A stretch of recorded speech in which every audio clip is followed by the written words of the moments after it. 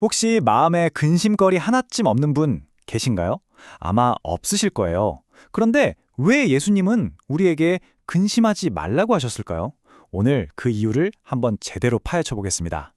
시작하기 전에 오늘 함께 나눌 이 내용은요, 장영훈 목사님의 설교 자료를 바탕으로 재구성했음을 먼저 알려드립니다. 자, 여러분, 걱정 인형이라고 혹시 아시나요? 과테말라에서 온 아주 작은 인형인데요. 잠들기 전에 이 인형한테 걱정거리를 막 털어놓잖아요. 그러면 밤사이에 인형이 나 대신 걱정을 해준대요. 참 재미있는 풍습이죠? 근데 한편으론 이런 생각도 들어요. 와, 우리 인간이 얼마나 걱정을 달고 살면 이런 아이템까지 만들어냈을까. 좀 씁쓸하기도 하죠. 사실 이런 걱정, 우리만 하는 게 아니에요. 성경에 나오는 예수님의 제자들도 똑같았습니다. 한번 상상해 보세요. 3년 동안 내 모든 걸 바쳐서 따랐던 스승님이 곧 떠나신대요. 심지어 우리 중 한 명이 배신할 거래요. 아니, 제일 믿었던 수제자 베드로까지 스승님을 모른다고 할 거라니.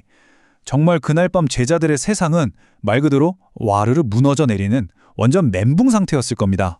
바로 그런 제자들한테 예수님이 건네신 첫 마디가 이거였습니다. 여기서 진짜 중요한 게 있어요. 예수님이 자, 이제 다 해결됐으니 걱정 끝! 이렇게 말씀하신 게 아니라는 거예요. 상황은요? 여전히 최악이에요. 그런데 예수님은 바로 그 근심의 폭풍우 한가운데서 믿음이라는 아주 단단한 닻을 내리라고 말씀하시는 겁니다. 아니, 그럼 뭘 믿고 근심을 말라는 걸까요? 예수님이 말씀하신 첫 번째 이유는 바로 이겁니다. 우리를 위해 예비된 영원한 집, 영원한 거처가 있다는 약속이죠. 제자들은 아마 속으로 이랬을 거예요. 아니, 예수님 가시면 우린 이제 진짜 어떡하라고 막막하고 불안에 떨고 있었겠죠. 바로 그 순간 예수님은 제자들의 시선을 지금 이 캄캄한 현실에서 저 너머에 있는 영원한 하늘집으로 확 돌려주시는 겁니다. 생각해 보세요. 이 세상은 늘 자리가 부족하잖아요. 치열하게 경쟁해서 누군가를 밀어내야 겨우 내 자리 하나가 생기죠. 근데 하늘 아버지 집은 완전 달라요. 우리 한 사람 한 사람을 위한 자리가 넘치고 넘친다는 거예요.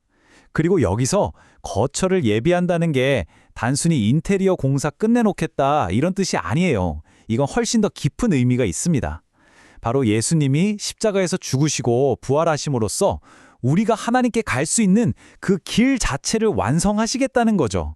다시 말해 우리가 머물 장소는 물론이고 그곳에 들어갈 자격증까지 예수님이 다 마련해 주신다는 정말 어마어마한 약속인 겁니다. 이 약속과 관련해서 아주 유명한 일화가 하나 있어요. 16세기 종교개혁의 아이콘 마르틴 루터 이야기인데요.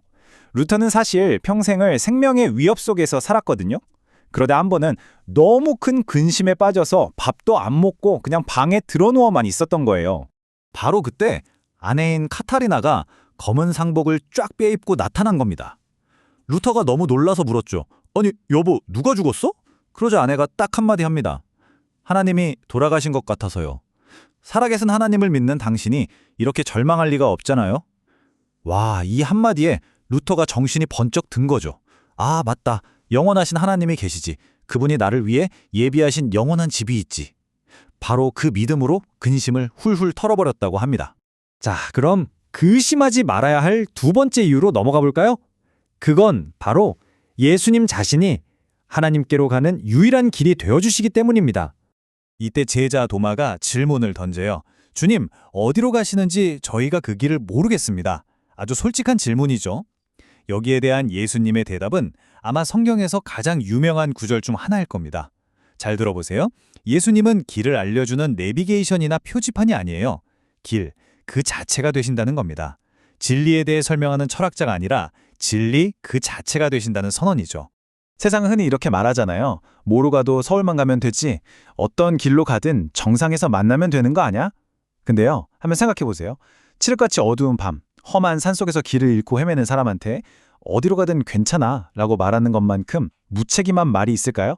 이건 자유가 아니라 방임이죠. 예수님의 이 선언은요, 그래서 배타적인 주장이 아니에요. 오히려 길 잃은 우리에게 던져주시는 유일하고 확실한 생명줄인 겁니다. 이 길로 와야만 살 수 있어! 라는 사랑의 외침인 거죠. 여기 실제로 인생의 길을 완전히 잃어버렸던 사람이 있습니다. 바로 1941년 진주만 공습을 지휘했던 일본의 전쟁 영웅 후치다 미츠오라는 인물이에요. 전쟁이 끝나고 영웅 대접을 받았지만 그의 마음속은 텅 비어버렸습니다. 깊은 허무함 속에서 길을 잃고 방황한 거죠. 그러던 그가 놀랍게도 예수님을 만나게 됩니다. 그리고 훗날 이런 고백을 남겼어요. 증오와 복수의 불길로 하늘을 뒤덮었던 자기 자신이 이제는 예수 그리스도라는 유일한 길을 통해 하늘의 평안을 전하는 사람이 되었다고요. 정말 놀라운 변화 아닙니까? 증오의 길이 아니라 용서와 생명의 길을 만났을 때 그는 비로소 진짜 평안과 자유를 찾은 겁니다. 자, 이제 우리가 근심하지 않아도 될 마지막 세 번째 이유입니다. 그건 바로 예수님께서 지금도 우리의 기도를 듣고 일하신다는 약속 때문이에요. 예수님은 제자들을 떠나시면서 정말 어마어마한 약속을 하나 남기세요. 바로 너희가 내 이름으로 구하면 내가 직접 행하겠다는 겁니다. 이건 뭐랄까? 마법 주문처럼 기도 끝에 예수님 이름으로 기도합니다. 아멘만 붙이면 다 되는 그런 게 아니에요. 이건 예수님의 뜻에 맞추어 구할 때 예수님이 직접 내 인생에 개입해서 일하시겠다는 그야말로 백지수표 같은 강력한 보증인 거죠. 이 대목에서 우리가 진짜 실용적인 팁을 얻을 수 있어요. 여러분, 근심이 찾아오면 어때요? 머릿속 생각은 꼬리에 꼬리를 물고 복잡해지는데 이상하게 기도는 잘 안 나오죠? 바로 그거예요. 근심은 생각을 늘리고 기도를 줄입니다. 그래서 우리는 의식적으로 한숨이 나올 때 그걸 기도로 바꿔야 해요. 걱정은 내 힘으로 끙끙대는 노동이지만 기도는 하나님의 능력을 다운로드하는 은혜거든요. 이 차이를 아는 게 중요합니다. 이 기도의 능력을 정말 온몸으로 증명해낸 사람이 있습니다. 바로 평생 1만 명이 넘는 고아들을 돌봤던 고아들의 아버지 조지 뮬러입니다. 이분은요, 당장 내일 수많은 아이들을 먹일 빵 한 조각이 없을 때도 사람한테 가서 도와주세요 하지 않았대요. 대신에 그냥 무릎을 꿇고 기도한 거죠. 그리고 그의 일기장에는요, 무려 5만 번이 넘는 기도 응답 기록이 남아있다고 합니다. 5만 번이요. 정말 믿어지시나요? 자, 이제 오늘 이야기의 결론입니다. 오늘 우리가 나눈 이야기의 핵심은 결국 딱 하나로 모아집니다. 바로 근심이 끝나는 바로 그 지점에서 우리의 신앙이 시작된다는 사실입니다. 한번 정리해볼까요? 우리가 왜 근심하지 않을 수 있다고요? 세 가지 확실한 이유가 있었죠. 첫째, 우리를 위해 완벽하게 예비된 영원한 집이 있기 때문입니다. 둘째, 길 잃고 헤맬 필요 없이 예수님 자체가 우리의 길이 되어주시기 때문이죠. 그리고 마지막 셋째, 바로 지금 이 순간에도 예수님이 우리의 기도를 들으시고 우리를 위해 일하고 계시기 때문입니다. 아까 말씀드렸던 조지 뮬러가 이런 명언을 남겼어요. 이 말이 오늘 내용 전체를 요약해줍니다. 근심의 시작은 신앙의 끝이고 신앙의 시작은 근심의 끝이다. 와, 정말 그렇죠? 근심과 신앙, 이 둘은 한 마음 안에 같이 살 수가 없다는 거예요. 그래서 마지막으로 여러분 각자에게 이 질문을 던지면서 마무리하고 싶습니다. 지금 여러분의 마음속에서 더 큰 자리를 차지하고 있는 건 무엇인가요? 눈앞에 닥친 문제들, 바로 그 근심인가요? 아니면 오늘 우리가 함께 확인한 영원히 변치 않는 하나님의 약속인가요? 기억하세요. 평안은 문제가 다 없어져야 찾아오는 게 아닙니다. 그 어떤 문제 한가운데서도 이 약속을 굳게 붙들 때 바로 그때 찾아오는 하늘의 선물이라는 사실을 꼭 기억하셨으면 좋겠습니다.